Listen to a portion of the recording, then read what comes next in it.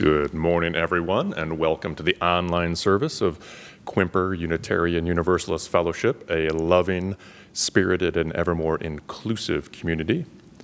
Whoever you are, wherever you're from, whomever you love, and whatever your faith tradition, you are welcome here. My name is Joseph Bednarik, and I have been a member here at QUUF since 1999, and I also have the great good fortune of speaking from the pulpit on occasion. I'd like to begin the service by acknowledging that the water, land, and shorelines here in Port Townsend are the traditional territory of the Sklallam and the Chumacum people. We want to acknowledge and honor our indigenous members and neighbors, and we vow to help restore and sustain their homelands and home waters. In a moment, we are going to be lighting our chalice, but first let us settle our minds, let's prepare our hearts for this hour together with the ringing of our chime.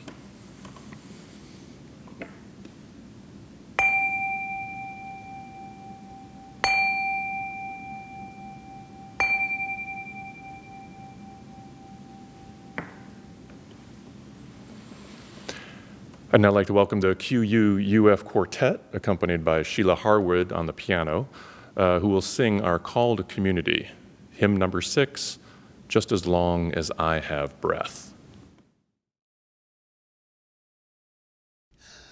Just as long as I have breath, I must answer yes to life, though with pain I made my way, still with hope I meet each day. If they ask what I did well, tell them I said yes to life. Just as long as vision lasts, I must answer yes to truth.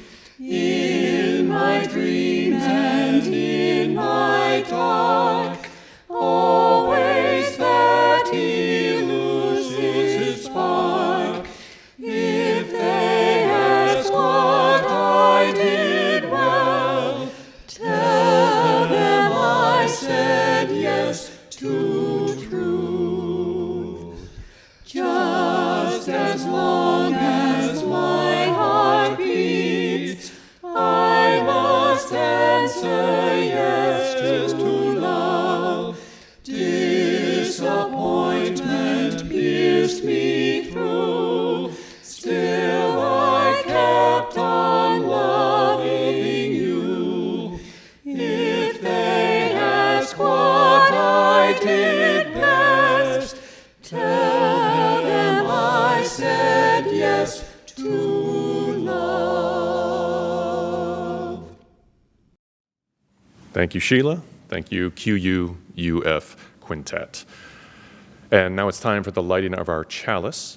I hope that you have a chalice at home or a candle at home that you also can light. And please join me and our worship associate, Gary Forbes, as we bring to our attention these words from the great Helen Keller. Faith is the strength by which a shattered world shall emerge into the light.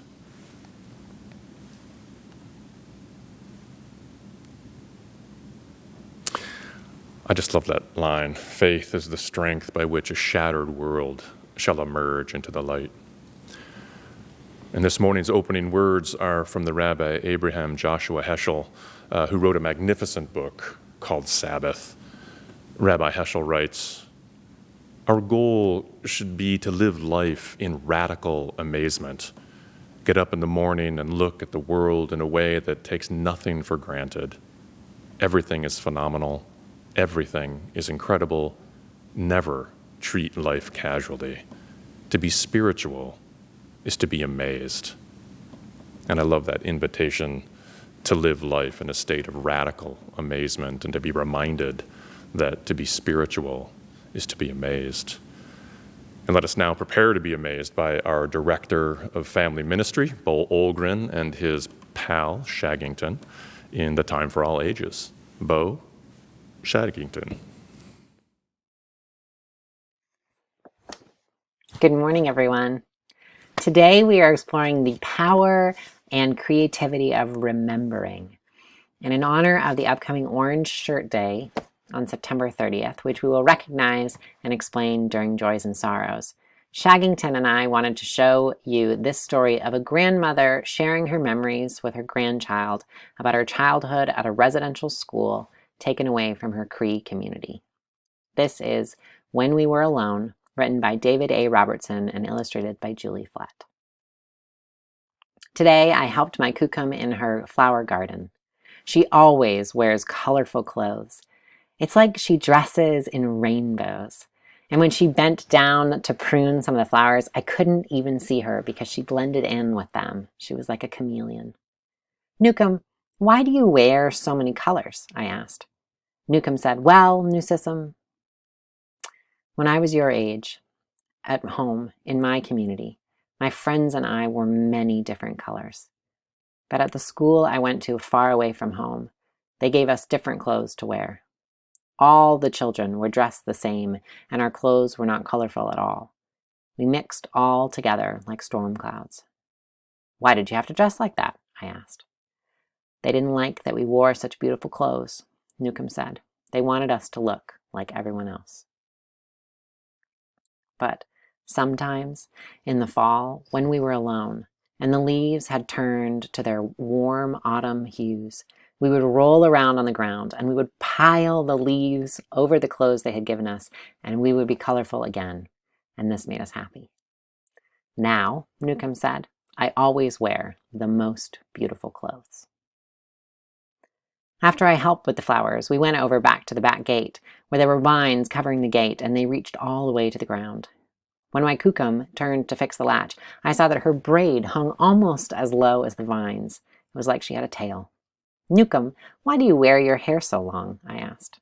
Newcomb said, well, Newsissum, when I was your age, at home in my community, my friends and I grew our hair long, just like our people have always done.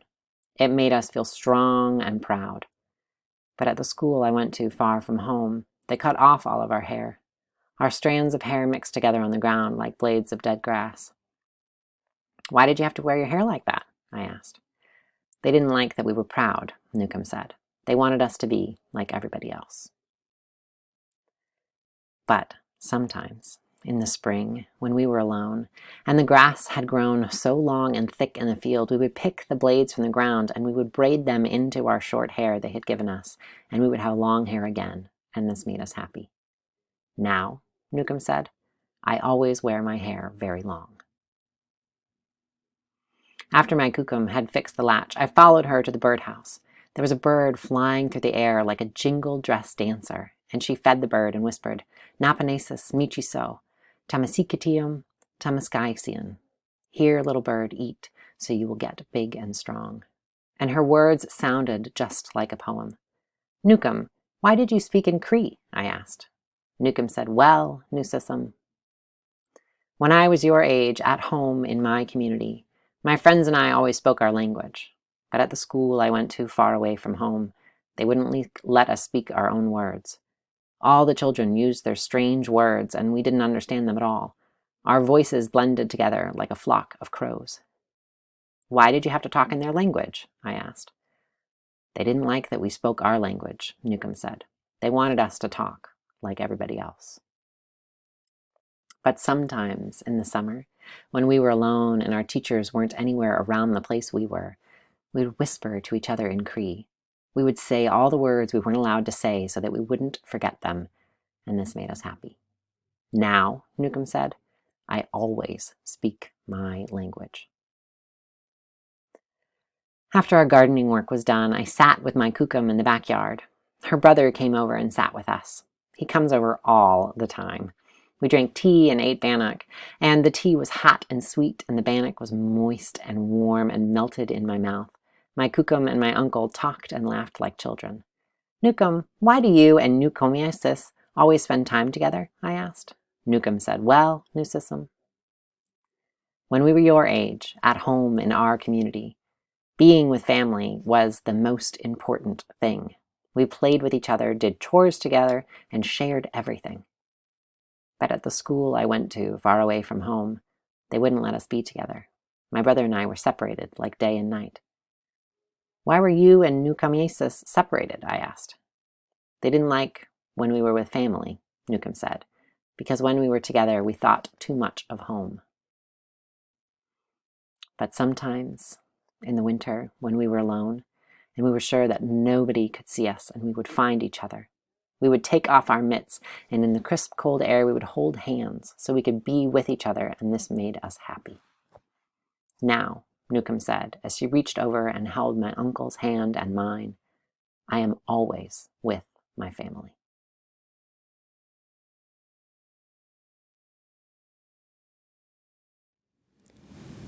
Thank you, Bo. What we'd like to do now is acknowledge and welcome those of you who are visiting us this morning. You are invited to say hello in the comments section and tell us your name and where you're from. The chat section can be found below or on the right side of the video when it is out of full screen, and we'd love to hear from you. We also hope you'll join us for our virtual coffee hour in our Fellowship Hall Zoom room. If you don't have that link, it will be posted in the chat section at the end of the service. And if you find this service useful or inspirational, hopefully both, please share the link with your friends and family. So welcome, everyone. We're glad you're here with us today. We will now receive the offering. Today our collection will go towards the English as a second language classes that J. Sira now offers. Here's Jean Wallet to tell us more about it. Good morning. I'm Jean Wallet, and I'm here this morning representing Jefferson County Immigrant Rights Advocates, or JSIRA for short. Thanks so much for including us as a recipient for today's designated offering.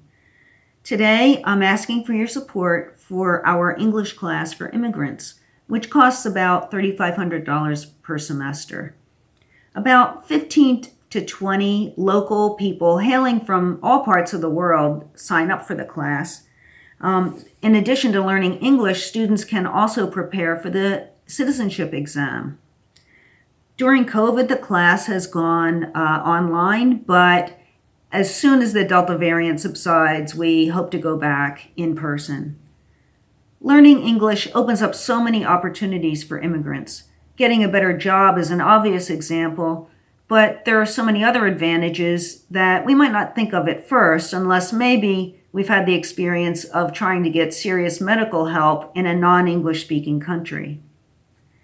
Having better English also helps in interacting with a child's teacher, understanding applications and contracts, applying for citizenship, getting a bank loan, and virtually every other interaction with the English-speaking world. Our connections with you run deep. Over half the JSIRA board and many, many supporters and volunteers are members of this congregation. JSIRA is both an independent nonprofit organization as well as a special group under the QUUF Social Justice and Environmental Council. We're all volunteers, no staff, so every penny of your donation today will go to support the English class.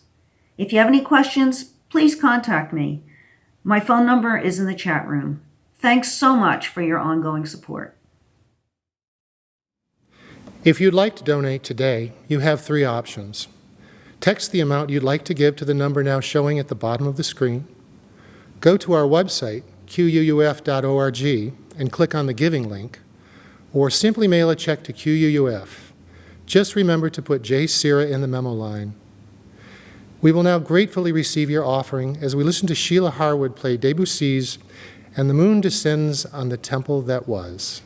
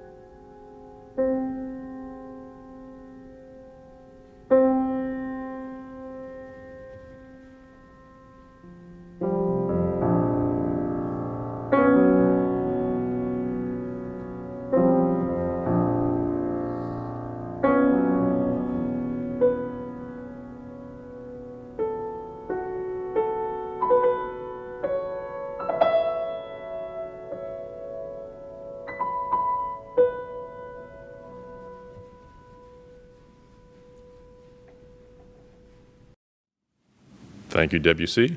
Thank you, Sheila. We have two quick announcements this morning to share with you today. First, this is the last week of sign up for Covenant groups, so please fill out the form by Thursday at the latest. The link to the form is in your Friday update. And second, our next Friday pop-up adventure is going to take place on Friday, October 1, and that will be kayaking with Katie Franco at 1 p.m. This paddle is going to involve going down under docks and also along the shoreline so that everyone can get a waterside view of downtown Port Townsend. It's a beautiful paddle, and please check the Friday update for details. We will now share our joys and sorrows, recognizing that our personal joys and sorrows are only a fragment of the joys and sorrows of the larger community of life. And thus we place this first stone, thinking in particular of an issue raised by our Native Connections Action Group. This is called Orange Shirt Day. Now, Orange Shirt Day is observed on September 30, and it commemorates the Native children in Canada and the United States who didn't survive the Indian boarding schools operated by many faith groups, including Unitarians. This year, Orange Shirt Day is also known as the National Day of Truth and Reconciliation in a federal Canadian holiday for the first time. Orange Shirt Day began in 2013 when Phyllis Webstad told the story of her first day of residential school at St. Joseph's Mission near Williams Lake, British Columbia. In 1973, when Phyllis was just 6 years old, she was excited to be wearing her new school clothes, and she was excited to be going to school for the first time, only to have this shiny new orange shirt that she was very, very proud of stripped away from her, essentially searing her in her heart the lesson that she didn't matter. Phyllis has been on a long road of healing from that traumatic childhood event, and she is actually helping heal a nation. Place a stone would be great. And now within our congregation, we light a candle of sorrow for Katie Ottaway, who contracted her 4th case of pneumonia while working at the Olympic Medical Center. This has compromised her lungs so significantly that she now needs to be on oxygen. This has disabled Katie to such a large degree that she is too vulnerable to continue with her family practice. It's hoped that at some point she will get well enough to work in the future, but it will not be in family medicine. This, of course, is a great sorrow to her. Let us please keep Katie in our thoughts and prayers.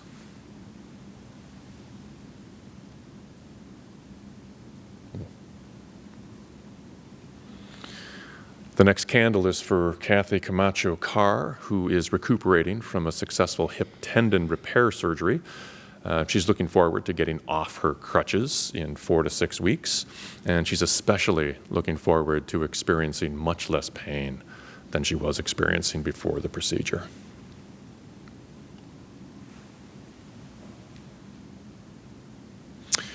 We have a few birthdays to celebrate today.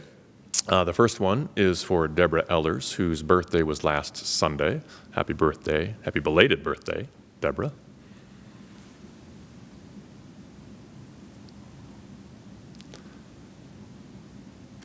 This next one is for Sarah Gustner's son, Finn, who turned 2 last Wednesday. Sarah is singing soprano in the quartet this morning. Thanks, Sarah, and happy birthday, Finn. Why don't we give the 2-year-old 2 candles? Heck yeah. Yeah, why not?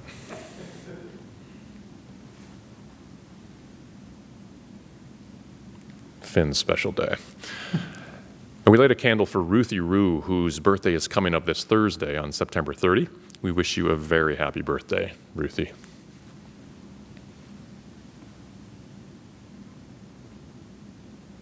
Gotta be careful with all that flame.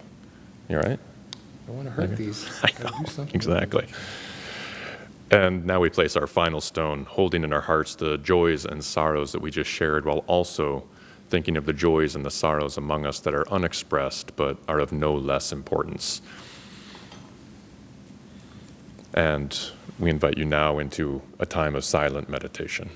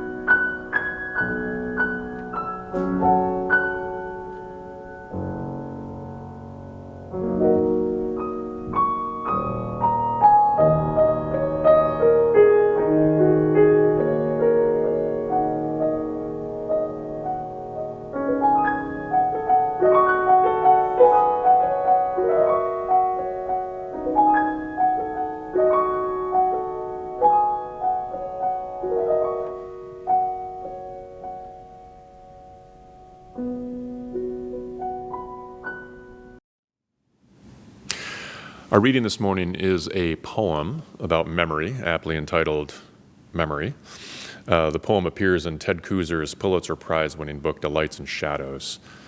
In recording this poem online for the Living History Farms Museum, Koozer introduces the poem by saying, quote, "This is a poem about the workings of memory as it affects a writer. And what I've done in this poem is to assemble a lot of images that most of us think of in connection with remembering the past, especially the rural past." Memory by Ted Koozer.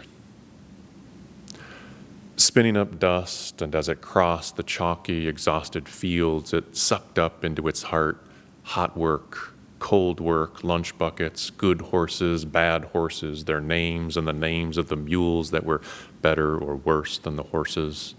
Then rattled the dented tin sides of the threshing machine, shook the manure spreader, cranked the tractor's crank that broke the uncle's arm, then swept on through the windbreak, taking the treehouse and the dirty magazines, turning its fury on the barn where the cows kicked over buckets and the gray cat sat for a squirt of thick milk in its whiskers, crossed the chicken pen, undid the hook, plucked a warm brown egg from the meanest hen, and then turned toward the house where threshers were having dinner, peeled back the roof and the kitchen ceiling, reached down and snatched up uncles and cousins, grandma, grandpa, parents and children, one by one, held them like dolls, looked long and longingly in their faces, then set them back in their chairs with the blue and white platters of chicken and ham and mashed potatoes still steaming before them,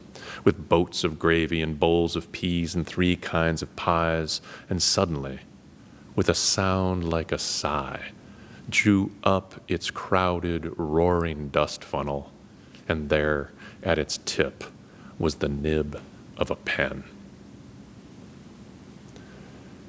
Our special music today is Yiraz, a traditional Armenian song, and it's going to be sung in native Armenian.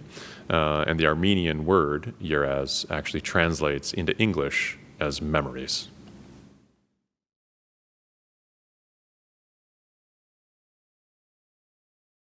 Yes լսեցի մի անուշ ձայն Իմ ձերացած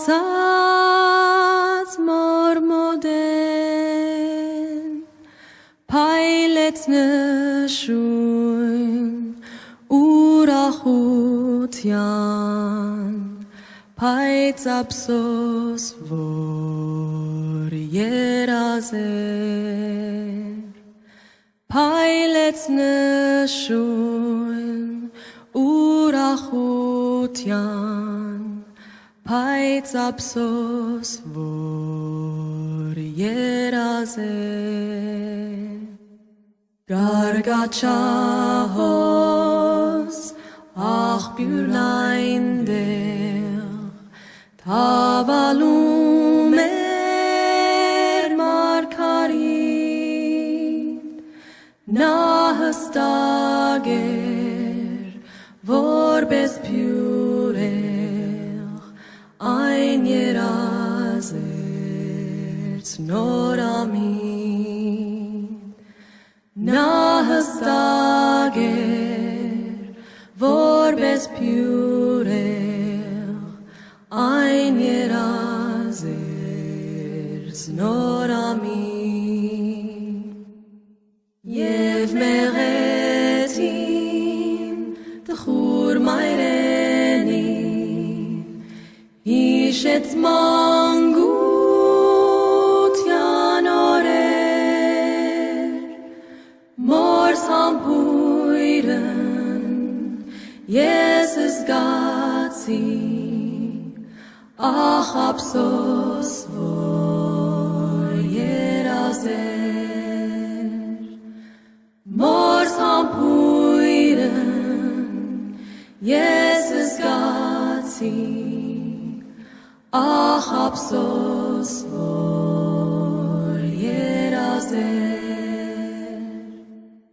Skin selmez Garodakin Achker serpet Shatatzer Paitzar dasuks Kanumein Achaydin shu Yerazer Paitzar dasuks Kanumein Achaydin shu Yerazer.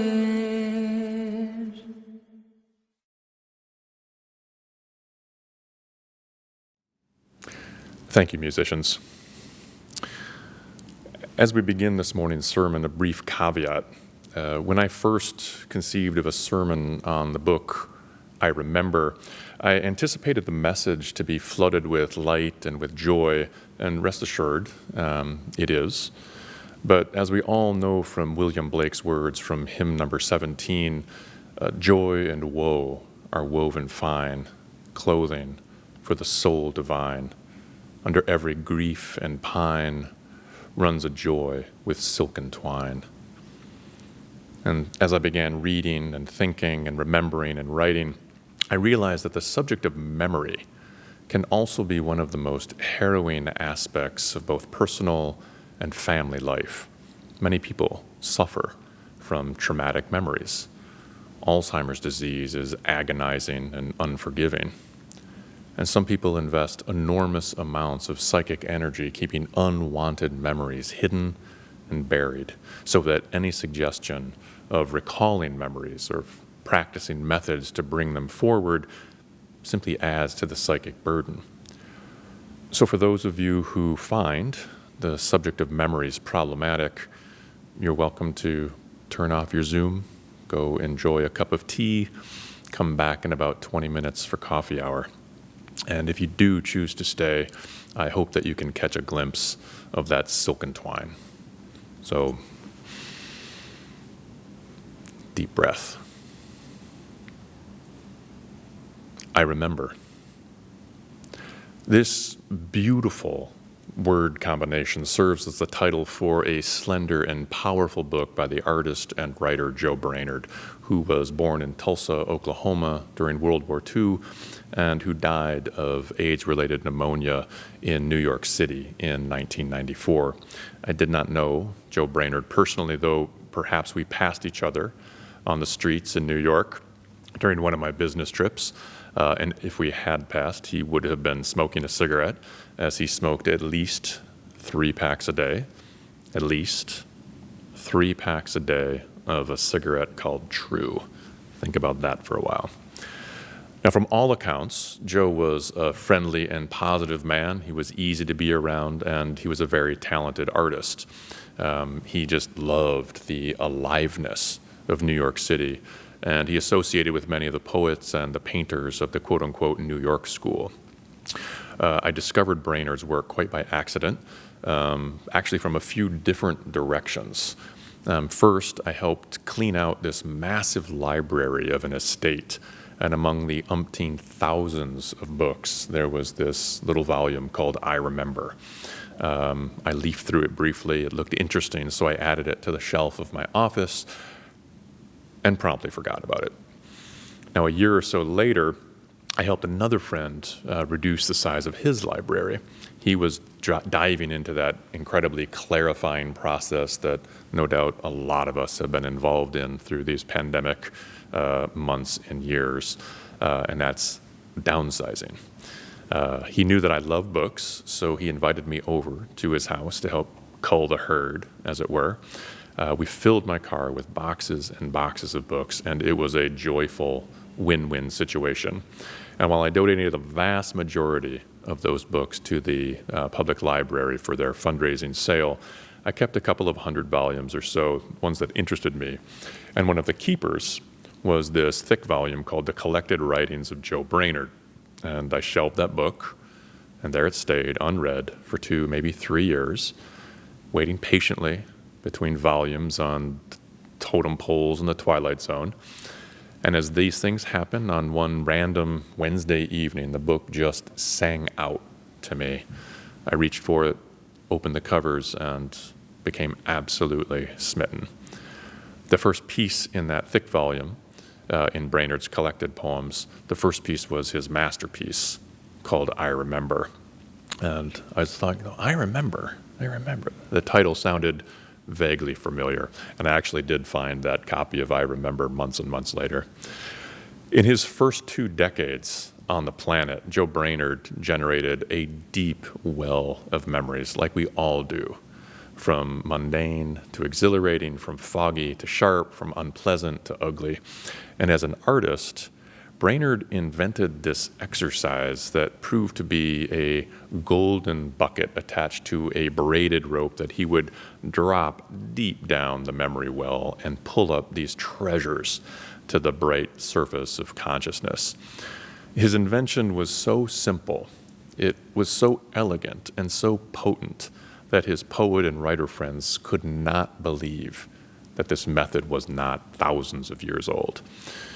Joe would write, I remember, and then he would allow what would come to come.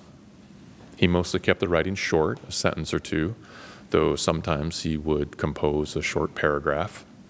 One memory would call forth another, and then there'd be a bank shot and a ricochet, and all of a sudden, this vein of memories would open about something that happened sometime, somewhere.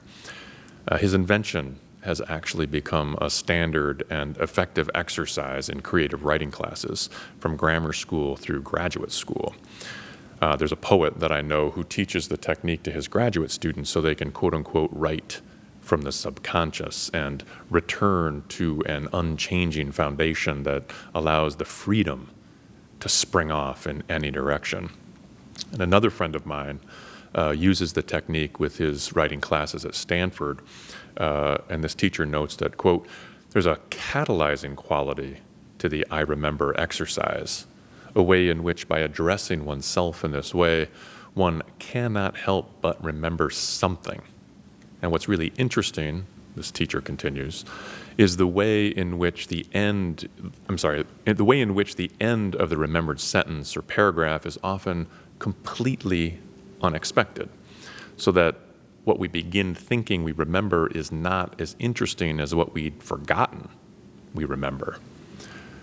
And as noted in Psychology Today, quote, it's possible that Brainerd's method works so well because he anticipated some of the key issues of contemporary memory research, memory's subjective qualities, its layered and often unreliable relation to past experience, and its dependence on a retrieval cue, the catalysts that stir memory and make memory possible. Now, in writing and remembering, Brainerd, the beautiful thing is Brainerd would not force the issue. He would not create a story or fret about narrative or narrative arc, but rather he would simply allow the memories and the sensations and the relations to arise singularly or in clusters, much like our mind works. He would allow the memories to create their own momentum, or not.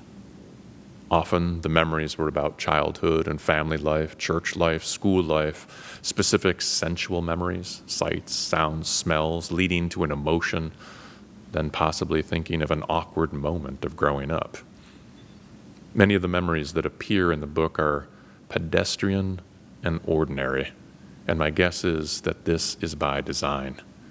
We all could fill many, many notebooks with pedestrian and ordinary memories, because that is, frankly, the bulk of life. And yet the magic, the art, is to allow the ordinary to become extraordinary. And all good poets who master the use of metaphor know this. Ted Kooser, as expressed in this morning's reading, knows this. And when we are nearing our last days on earth, my guess is that we would rather eat a grilled cheese sandwich while sitting on a broken lawn chair with an old friend rather than ride a hot air balloon over the Grand Canyon, as spectacular as that might be. Ordinary, ordinary, ordinary. And along with the pedestrian and ordinary memories came the brilliant and the brave memories, the unflattering and the ugly memories, even problematic memories. And Joe would not ignore the memories that were co-created by the culture that he grew up in, though neither does he interrogate or cross-examine those memories. He simply allows the memories to rise and to reveal themselves, to rise and to gather, to rise and to overfill that bucket. Now, as an artist famous for his collages, we can assume that Joe arranged and ordered the memories to give a final shape to his masterpiece. In other words, he just didn't start at page 1 and then crank through and write his way through to the end.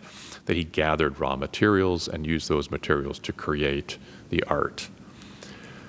Now, reading the book today, 50 years after the I Remember invention, there are a few passages about race that are deeply, deeply cringeworthy. Passages that any modern editor would be called to strike out as unacceptable. And they are unacceptable. And yet there they are. Tangible memories, written in black and white, recalled, remembered during the civil rights movement, and read 50 years later in the era of Black Lives Matter. Now, I can't help but wonder whether the editor of the book said, do you really want to include these lines? And as a reader, truth be told, I wish those lines weren't there. Now, whether Joe was asked that question or not, my guess is that he included the lines because they were authentic memories of his childhood growing up in Oklahoma. And in thinking about the issue, I soberly and gravely realized that I have racist memories. I have racist memories burbling up from my own childhood. When growing up in a racist culture, chances are almost certain that the participants of that culture will have memories that are tinged with the disease. So let's endeavor as individuals and as a religious body to make our future memories as anti-racist as possible. Now, regarding sexuality, Joe is especially forthright with his early sexual experiences and fantasies, and to use his word, his being queer. During his teenage years, he fumbled around with girls in Oklahoma, and then once in New York City, his homosexuality and his sexual behavior became aligned. And man, once I began reading I Remember, I actually had to ration myself to a few pages each day to just savor and marvel. And like tens of thousands of readers before me, I was seduced into trying the exercise for myself. And I will share with you this morning the first 3 memories that arose when I brought pencil to a piece of scrap paper and wrote down the words I remember as a memory catalyst. I'm kind of embarrassed by these, but whatever. I remember choosing Colgate over Crest. I remember licking postage stamps. I remember feeling for loose change behind the cushions of Grandma's couch. Who knew? In 1969, Joe wrote a letter to the poet Anne Waldman, in which included this passage. Quote, I am way, way up these days over a piece I am still writing called I Remember. I feel very much like God writing the Bible. I mean, I feel like I am not really writing it, but it is being written. I also feel that it is about everybody else as much as it's about me, and this pleases me. I mean, I feel like I am everybody, and it's a nice feeling, but it won't last. But I'm enjoying it while I can. Now consider that line, I feel like I am everybody. Again, a problematic statement relative to the modern sanctity of individual identity. A critic can certainly take Brainerd to task for calling out and call out the audacity of a queer, city-dwelling, white, cis male artist suggesting that he knows anything about being a name your sexuality, name your geography, name your race, name your gender identity, name your occupation or avocation. But that said, when identity is stripped down to its essence, the essence being a human being alive somewhere within society, Brainerd's comment that I feel like I am everybody, it's empathetic rather than audacious or egotistical. When this conscious human being feels joy and sorrow, love and disgust, he is tapping into universal human emotions of which we are a part. And that phrase, of which we are a part, can also serve as an invitation and a call for everyone to write their own version of I Remember, because that anthology of memories, those distinct personal memories, exists within everybody. Now, while the specifics might vary wildly from person to person, the essence remains. And what I want to share now is 10 passages straight out of Joe Brainerd's I Remember. And this is so you can get a feel for that it is being written groove that he talks about in his letter to the poet Anne Waldman. Joe Brainerd. I remember being shown my seat with a flashlight. I remember dancing boxes of popcorn and hot dogs singing, "Let's all go out to the lobby and have ourselves a treat." I remember a fashion newsreel about live bug jewelry on a chain that crawled all over you. I remember finding myself in situations I all of a sudden remember, that I'd been in before, a repeat life flash. I remember those times of not knowing if you feel really happy or really sad, wet eyes and a high heart. I remember in crowds, total isolation. I remember at parties, naked. I remember body realizations about how fragile life, really is. I remember trying to figure things out, life, trying to get it all down to something basic and ending up with nothing except a dizzy head. I remember having a long, serious discussion with Ted Berrigan once about if a homosexual painter could paint the female nude as well as a straight painter could. Now that series of 10 I Remember passages totaled less than 170 words, and so much was going on there. Finding a seat at a movie theater inspired the weirdness of live bug jewelry on the big screen, to feeling isolated in a crowd, to the fragility of life, to deep wonderments about the sexuality, whether the sexuality of an artist can impact one's ability to create art. Now, over the years, I have read my fair share of memoirs and biographies and autobiographies, and for me, there is nothing that comes close to the simple truths and the cumulative power of the memories as presented in Brainerd's I Remember.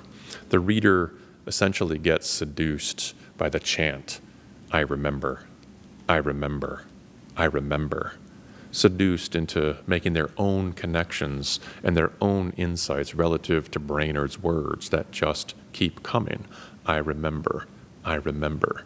The reader gets to feel their own life open up to that chant, and we get comforted by the mundane memories, like, hey, I had a boring memory like that, while simultaneously being prepared for those deeper dives, those sharper insights to think and to feel and to wonder and to wander into those rarely accessed nooks and crannies and mine shafts in our own life and our own subconscious. As the chant continues, I remember, I remember, I remember. As the litany of memories grows longer and longer, you realize that much, if not most, of your life resides in memory.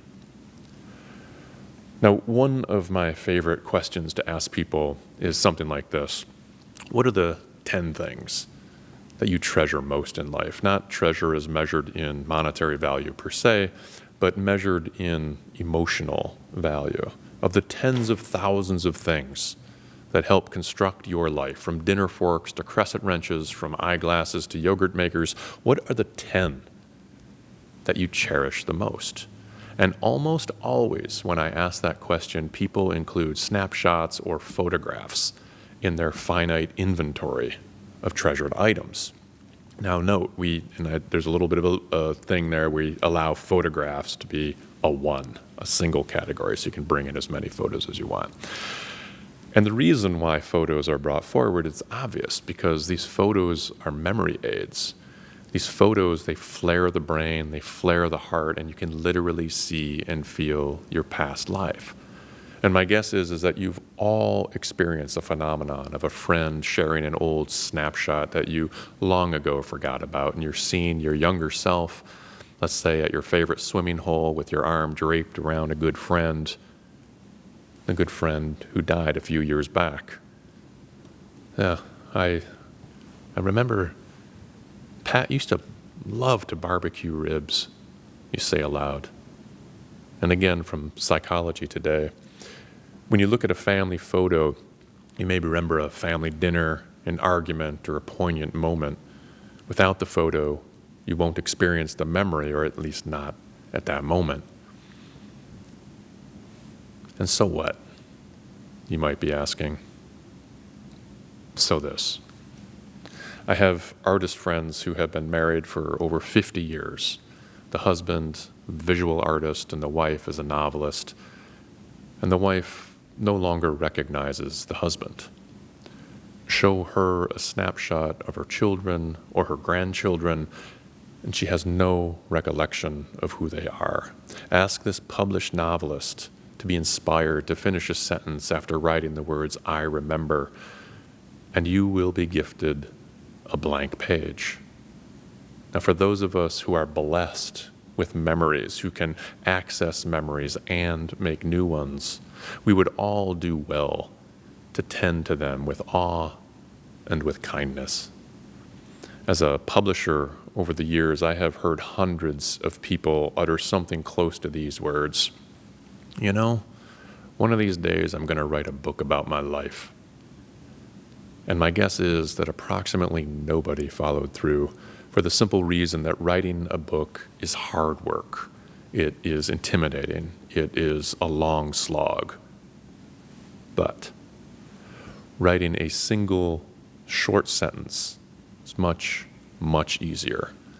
And once you write that first sentence, you can certainly write the second, and then the third, and then the fourth, and then you're off. I remember wanting to write a memoir. I remember being afraid that the memories were lost or wouldn't come. I remember diving off a dock at summer camp into cold water and hearing those bubbles rush past loud. And I remember coming up for breath, amazed. Amen. I remember that we have a closing song this morning, hymn number 354, We Laugh, We Cry, by Shelley, Jackson, Denham. This is played by pianist Sheila Harwood and sung by our QUUF Quartet.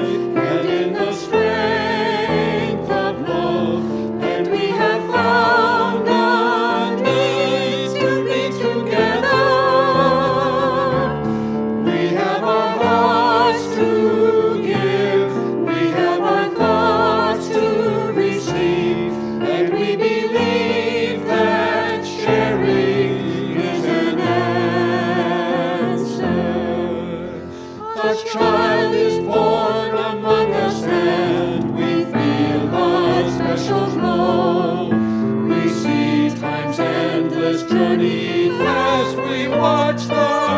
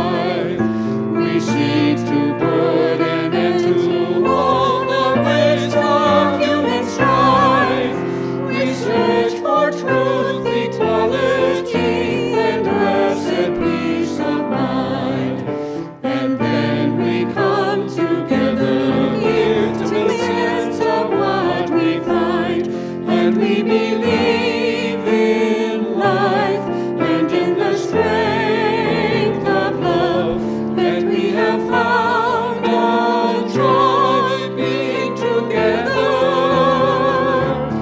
And in our search for peace, maybe we'll find all we see, even to question truly is an answer.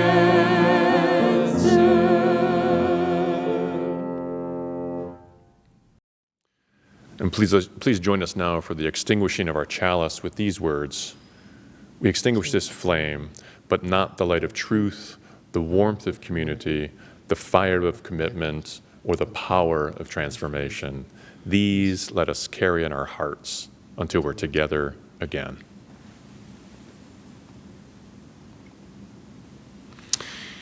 And after the service, I hope that you'll join us for virtual coffee hour. What you can expect is to be placed in a Zoom room with one of our coffee hour hosts who will facilitate personal check-ins as well as some reflection questions on the sermon topic. I hope to see you there. But before we go off to coffee hour, let's turn our attention to Sheila Harwood, who will play our Postlude, the theme from Somewhere in Time by Rachmaninoff. See you there.